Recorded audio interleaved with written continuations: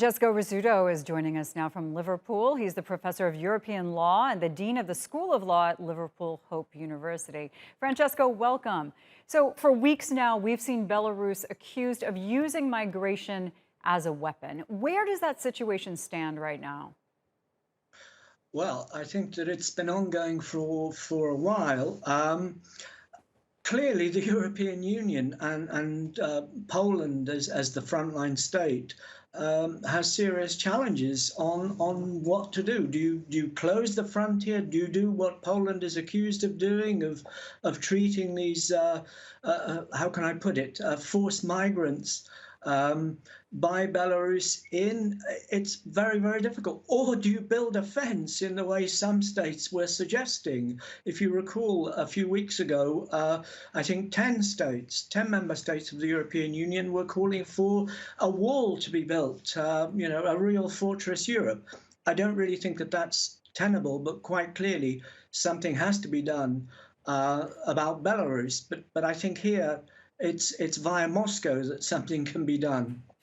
Yeah, and so rightly so, Belarus has been verbally attacked for its policies on migration, using people as a weapon, as we said, using migration as a pushback to other policies, which is, of course, inhumane. But then we see other countries throughout Europe, including Poland, accused of then pushing these people back into other places because they don't want them within their borders. So in some cases, that in itself is illegal.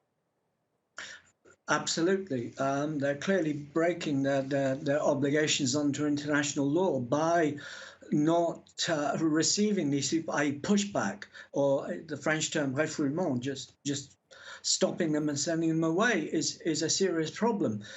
But the law isn't going to deal with this, especially if people are not minded to obey their international obligations. So that's a problem, as I say, that can only be dealt with by talking to the gateway states, not the gatekeeper states, but the gateway states.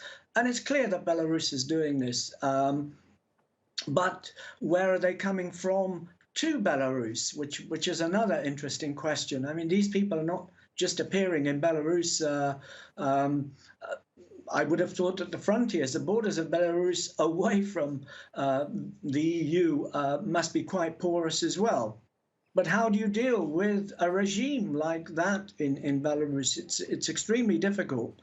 But I do believe that the way through is via Mr. Putin in Russia, to be candid. Francesco, it is such a pleasure to have you. Thank you for that analysis.